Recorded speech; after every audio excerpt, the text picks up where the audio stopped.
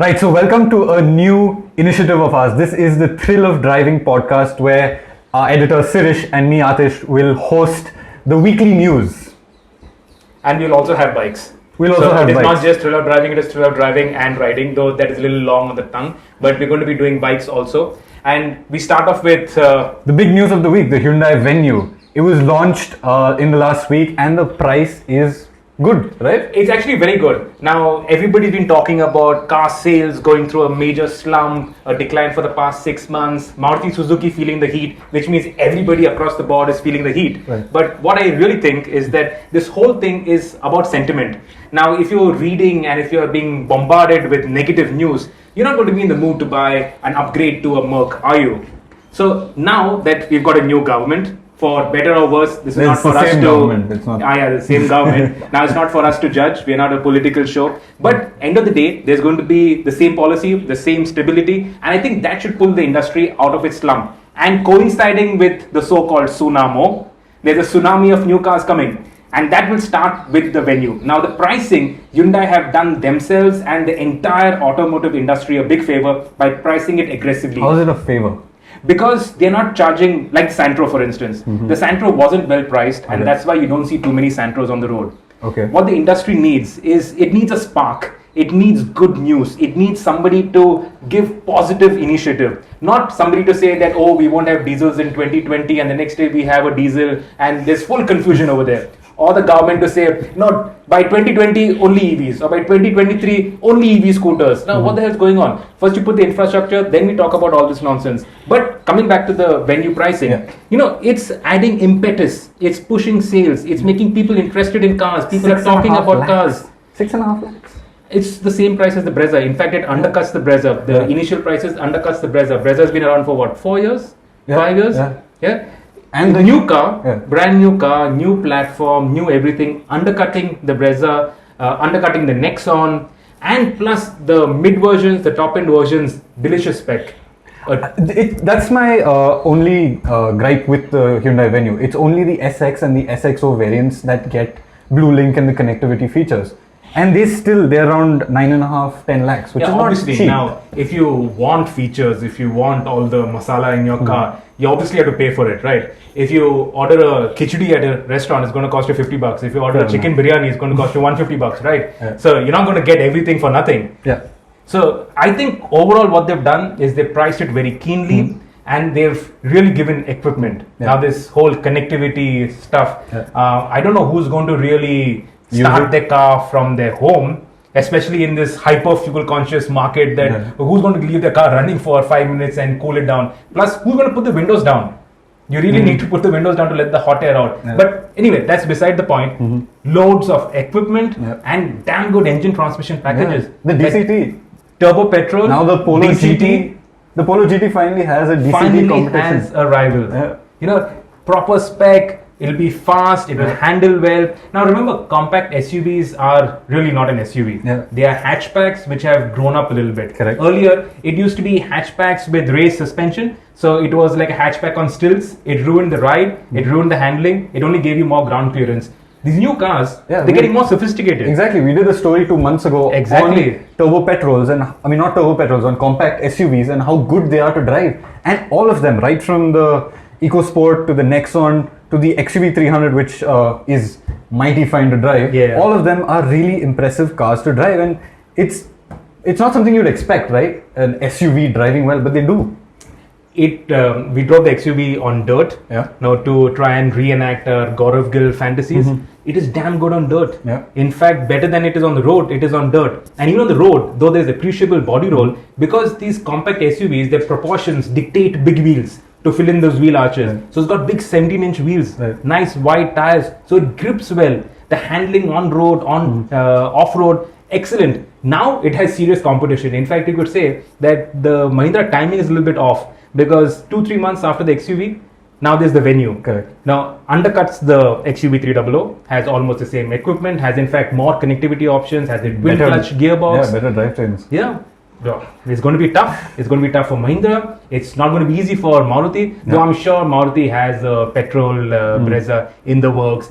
the 1.5 diesel engine, which now they're gradually rolling out across the range. Already there in the CS, already there in the Ertiga. Already they're saying there's not going to be there after 2020. What's going to happen? Who knows? That's a topic for another debate. But they will have that in the Brezza. They will have that in the Baleno, Swift, all of that. So Maruti is not going to be sitting idle. And that's what I say. The Venue is the spark that the industry needs to get rolling, get pushing, get people interested in cars. People have the money. It's not like people don't have the money. But they need to be in a positive mood to spend that money. And I think that's what the Venue will do. I certainly hope so.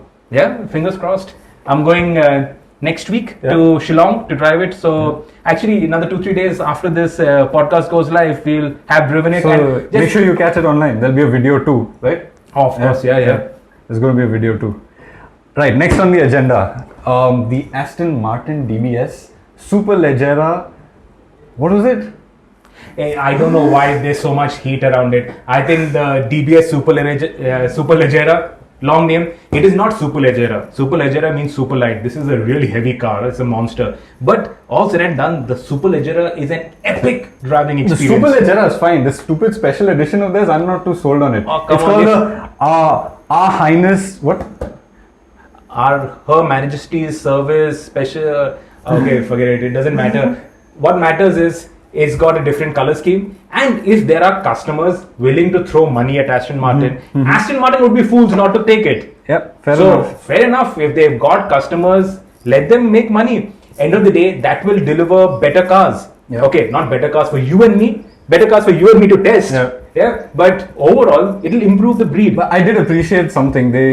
It's a James Bond spec car inspired by one of their films, and they've gone and priced it at 300,007 euros. So the last 3 digits of the price are 007, which is quite funny. Yeah, but if you're going to be buying it in India, will that translate to something ending in 7? If there's 50 units going to be made worldwide, I doubt you can even buy it in India. You can try if you're a fan. And call us if you do. Yeah, we'll come and drive it. with its ugly wheels. Next up, your Dubai trip. You were in Dubai last week driving some mad cars. So Ferrari called and said, would you like to drive the Portofino? Ferrari called, when did that happen? 812 Superfast. Okay. We just did a video on the Portofino. We drove it in Ambi Valley. And I was like, but then you'd be mad to say no to Ferrari, right? Obviously. If Ferrari calls and says, come to Dubai, drive a car, who's going to say no? So I drove the 812 Superfast 2 years ago at Maranello at the launch. I was utterly and absolutely blown away. Is it really super fast? It's unbelievable. So we've done a quick video. Okay. 0 to 300 kilometers per hour. You hit 300. 315. 315. Well, actually, it's the whole season of 300 plus, right? How so? Well, your current government has got over 300 seats. Yeah. My car last week did over 300 kilometers per hour. So we've done a video on this. Obviously, I just went on my own, so it was a handheld video. But we filmed 0 to 300. It's unbelievably quick. We've got some flyby shots. The car sounds like a superbike. It's a V12. It's a V12. It goes up to 8,900 RPM, 6.5 liters, 789 bhp. 0 to 100 under 3 seconds, 2.9 seconds, 7 point something to 200, 340 kilometers per hour top speed. That's mad. It's freaking supersonic, and it sounds mental. It sounds like it's lost its marbles. It howls and shrieks, and thank God we were driving it way outside Dubai on deserted desert roads. Otherwise, you would have been locked up in there, no? Yeah, I would be locked up, and that's it. New editor of Evo. But watch that video. It's not a greatly short video, but it's unbelievable. The speed, the turn of speed, nothing has been speeded up on that. That is 0 to 300 kilometers per hour and coming to a stop, and all my talking, and still it is under a minute. Crazy. Mad. Something else that we're doing that's really cool is the Renault Diamond Trail. Now, this is a drive that we're doing with the Quid. Yeah, so this is a follow-up on what we did last year, where we did 29 states the target was 29 days. We did it in 27 days. We took the Quid to all 29 states of the country. This time, what we're doing is we're taking the Quid to celebrate its 7th anniversary, Renault's 7th anniversary, not Quid. Yeah. Renault's 7th anniversary in India, and we're tracing the Renault Diamond on the map of India. Now, it's not like we're doing Delhi, Bombay, and back to Chennai and all that. We are going to the 4 extreme corners of the country. So we started in Delhi. We started in Gurgaon to be precise, which is Renault's India headquarters, their marketing and sales office. We went to Kibitu. Sorry, no, we went. We went anti-clockwise. Yeah. So we went to Koteshwar in the west first. I was actually doing that. So I drove Delhi to Koteshwar. Koteshwar is about 150 kilometers west of Bhuj. So it's really the tip of that little outlet in the run of Kutch. It's Pakistan's not too far away. There's a lot of BSF security there and stuff. It is really at the border of India. You can tell. There's this little pier going out, and that's the westernmost point of India. It's quite special, going there, driving the quid there. So we hit Koteshwar first. That was sort of the first arm that we drew. And then we hit Kanyakumari. Yeah, so we went down to Kanyakumari, to Land's End, so to speak, in India. Then back up and east, and then through the northeast, all the way through to Kibitu, which is the extreme tip of India in Arunachal Pradesh. The kind of roads that we got, now you should look at these pictures. The kind of roads were unbelievable. And to think that the Quid can do that. The Quid has got this pseudo SUV kind of styling, but it actually can do pseudo SUV kind of things. It's actually got an amazing ground clearance. It's pretty impressive. It's got a soft suspension, so over these really rocky roads and all, it just bumbles over everything. And it's light. And light, short wheelbase, short overhangs. You can actually do off-road kind of things with the Quid. We forded streams, we took in really terrible roads in the northeast, and it's still not squeaky, it's not rattling, nothing has gone wrong with it. The guys are now actually on their way back to... Where are they right now? I think they're in Guwahati today. They're getting the car serviced. Actually, more than they getting the car serviced, they want rest for themselves because others stop this. I'm going to sleep. But they need rest because the northeast is not easy. It's tough terrain. It's spectacular. It's unspoiled. It's unhurried. But it is not easy. And these guys they've got to go to apologize for it. And they've got to go to Kargil now. That's the final leg, and that's not going to be easy. It's quite remote up there, and it's also, dangerous. Yeah, so after the beautiful, spectacular northeast, they're going now back west, coming to Delhi, and then heading up north to Kargil. So I think a week to finish with this big epic drive. And while we're at it, we're giving away some merchandise. So our friends over at 100 kmph, they've done these t-shirts for the crew. This is the India Diamond Trail t-shirts. Atish, I believe you've got a dozen of these. Yeah. So that's that. We're running a contest this Monday. So look out for the Evo India handles on Twitter, on Instagram, and on Facebook. We're giving away 10 of these t-shirts. We'll also throw in a few of these 100 kmph Evo keychains, some stickers. So watch out for that. 100 kmph are our merchandise partners, not only for the drive, but for the magazine and for this channel as well. And they do some really cool stuff. And we've got some cool t-shirts coming up very soon, which we'll have on the podcast soon. Right.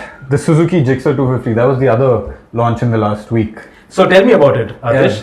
Yes. We went to the Budh International Circuit to ride it there. And it's an impressive machine, It takes everything that we love from the original 155 Gixxer. That was its predictable handling, its friendly nature, and sort of dials it up because it's got a bigger capacity and more power. I think it makes around 26 horsepower. It's a 250. Okay, yeah, 26 horsepower. Yeah, okay, it makes 26. He's used to driving 300 kilometers now in Dubai, so I mean, it's just perks of the boss's job. So 26. You'll get there. One day. 26 horsepower. It's fairly sprightly. It's difficult to judge how quick it is because the Budh International Circuit is just so big. And that's my question. Yeah. Why do manufacturers who make small capacity single cylinder motorcycles do launches at the BIC? Now I've ridden over there, but I've driven way more cars. Right. And unless if you have a regular 911, the track does not feel quick enough. If you've got a GT3, okay, then the track is quick enough. For most of this, the Curry track is more than enough. Yeah. The Chennai track is ideal. Yeah. Why does everybody go to the BIC? It's a great facility, but earlier there was the Extreme 200S at the BIC, right? Yeah. Isn't the circuit a bit too big, too wide, too fast for it? It is, but a lot of times what the manufacturers do is they give us a short loop. So they take out the front straight, the main straight, take out the back straight, and they sort of loop us on the behind part of the track with all the corners. Then probably it makes sense. So it's still a wide track with a a lot of room, but it's still got a lot of corners, and you're not spending so much time just hunched over and waiting for the end of the straight and your braking point. So, Adarsh, did you get a knee down on it? No. You went to the California Superbikes school, didn't you? But I did. What's going on? And you go back, you send me next time. Yeah. So what were you doing in between when you went to the California Superbike school and now you're at Evo? Been driving a lot of cars. Yeah, really. Including the quid around the country. So Adarsh needs more motorcycles. We'll make sure we'll make sure he starts with a few scooters and then you move on to a few motorcycles, right? I don't mind. Okay, so let's move on. Yeah. Okay, move on to a bit of motorsport. Niki Lauda passed away. Yeah, that's terrible news. I mean, did you ever see him race? No, I'm not that old. I might have grey hair now, but I've never seen him race. Okay. I saw him at the Buddha International Circuit during Formula One. Right. I bumped into him. We had gone to the Hungaroring many years ago. We were guests of Mercedes. Again, he was there. So no, I did bump into him. Never spoke to him. Be honest about that. He was a legend, definitely, after what happened at the Nürburgring. To come back 2 races later, back in the car. I think everybody's seen the movie Rush. James Hunt was portrayed as the hero out there, and Niki Lauda, the not-so-hero. I don't think so. Not villain. I didn't say villain. Yeah, you were going to react to my villain, right? No. He was not so heroic, but what he did, very, very, very few human beings would be able to do. That grit, that determination, I mean, you just don't see it in anybody anymore. And a straight talker. Even now, even today, co-chairman of the Mercedes Formula One team, and he just said things that he wanted to say. He did not mince words, especially when the whole Nico Rosberg and Lewis Hamilton wars were going on. He was blunt, he was open about it. And his passion for the sport, he was 70 and he was still in the paddock every weekend. You know? He was involved in Formula One way or the other, somehow or the other. And with his airline. Yeah, you should actually Google pictures of his planes, because you've got these phallic planes with Lauda written on them. It's quite funny. But on the topic of motorsport and people gone by, 2 weeks back, Nazir Hoosein passed away. Now, Nazir Hoosein was, in my eye, one of the most intelligent, the most articulate, the most well-connected, and the most special organizer in the country. He was meticulous to a fault, but the kind of things that he did were incredible. He was the one who did the Himalayan rally in India. The original Himalayan rally, not the Raid the Himalaya, which is the successor to the Himalayan, but the original Himalayan rally.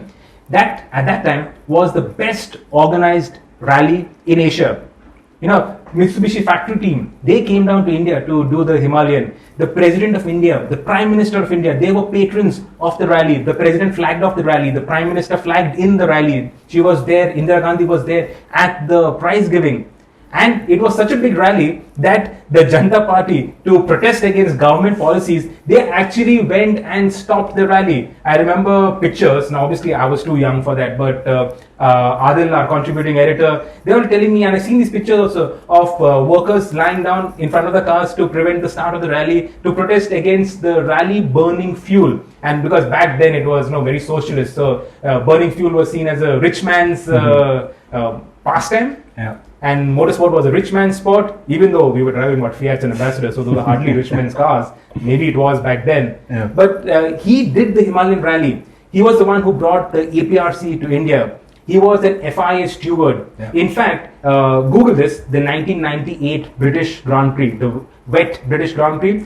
Michael Schumacher, race. It's a legendary race. Michael Schumacher, he had a stop-go penalty or a drive-through penalty, I don't remember. What he did was he served a penalty on the very last lap, went through the pit lane, and then he crossed the start-finish straight in the pit lane and he won the race. Nazir Hoosein was the steward back then. He was a guy who really had controversy around him. In fact, he's the guy who started the Motorsport Association of India, split away from the FMSCI. FMSCI had the Indian government recognition. The MAI had the FIA ASN status for India, and those 8 years were a mess for Indian motorsport. In fact, I think Indian motorsport is still recovering from all of that. But he was a guy who was an par excellence organizer, administrator, and really Indian motorsport has lost one of its greats. He was also the guy, one of the first guys to Indianize a car. So we had the Standard Herald, which was the Triumph Herald in India. He was the one who made the Gazelle. So basically, he took the Herald and he made it more suitable to India with a stronger rear suspension. He did something to the engine, those headlamps, the flanked headlamps. Yeah. He was the one behind it. He and his garage. Yeah. Amazing guy. Yeah. So now let's come to the final bit of this podcast, and that's what's in store for you in the magazine next month. It's the June issue of the magazine, and on our cover we've got the new 911. We love 911s, and it's bang in the middle of our cover, surrounded by... well, you got to wait and watch. Don't give away everything. Right. But I did drive the 911 at the Bhuj International Circuit again. Like I said, it's the track is great. Huh? It's a great track to drive fast on.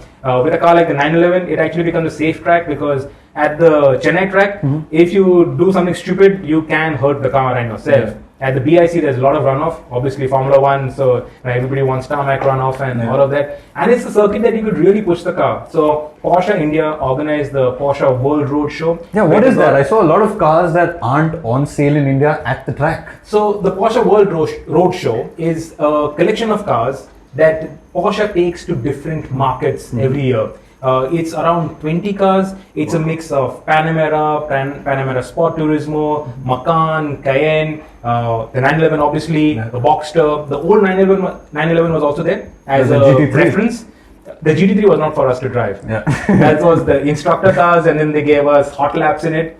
What they do is, so they've got different tracks. They've got the 0 to 100 to 0 launch pad where they show you how well the PDK gearbox, the twin clutch Porsche Doppelkupplung Gestriebe gearbox. You can pronounce that. That's yeah. That's why he's editor. I worked for Porsche for 8 months. Also that. Yeah. So it shows you how reliable and how quick 911 is. They had the track obviously where we drove all the sports cars plus the Panamera, plus the Macan, plus the Cayenne. And the thing is, when you drive especially the Macan, which is now coming to India very soon, it's like a sports car. It's a high-riding, slightly softer sports car. But I drove the 2-liter engine, the one that's coming to India, which will be priced very keenly, which Porsche India's hopes and dreams rest on right now. Shit, man, it moves. Yeah. It really, really moves. I mean, it is a Porsche. It's a Porsche in name and it's a Porsche in character. The Panamera Sport Turismo. Yeah, that thing's lovely. It Man, looks so good. If I had a lot of money, I would be driving that. It is bitchin'. Imagine that black wheels, those big fat tires, 4-quad exhaust, sounds hot, moves like a rocket. Okay, it's a bit blunt because all that weight to hold on to, it's defying physics. Yeah. But ultimately, if you had money, you would buy a 911. Yeah. And this new 911, the lead instructor, like I said, he was driving the GT3. Yeah. And we were really pushing, okay, because we knew the track. He's obviously a better driver. Let's not kid ourselves. But we had home track knowledge. We knew the faster lines. We were taking the faster lines. He was pushing because he finally knew that, okay, we've got some sort of motorsport experience and we could drive. Yeah. So he let us push. He told the slowpoke in the gang to, hang back. Yeah. No, fair enough, right? We pushed and you could see that the GT3 was squirming in front of us. And the 911, the 992, the new generation 911, it was the simple S-spec, nothing more.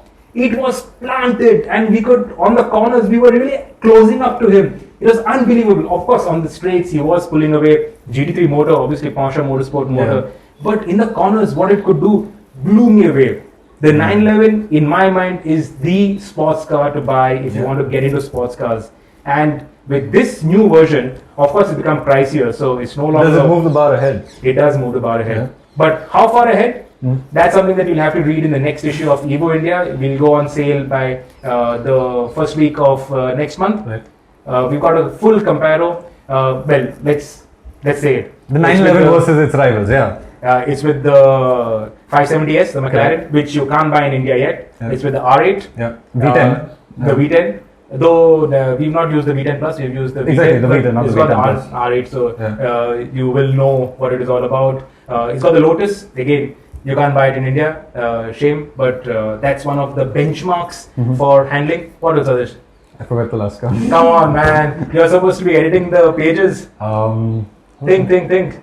There was a Lotus. There was the Aston Martin. The Aston Martin, and the Aston Martin Vantage, which you can get in India and which we will be driving in India very soon. Yeah. So watch out for that. We'll tell you all about it. We'll talk about it in our next Thrill of Driving podcast. Yeah. Yeah. So that's it from us here. This was the first Thrill of Driving podcast. Do tell us if you liked it, if you have feedback on what you want us to do, what you want to see, what you'd like us to do better. Leave them in the comments. We'll definitely try and get that in. You want t-shirts? Check out our social media handles next week on Monday. And have a great weekend. That's us signing off. Hey, and watch the 0 to 300 video of the 812 Superfast. The highlight of my week.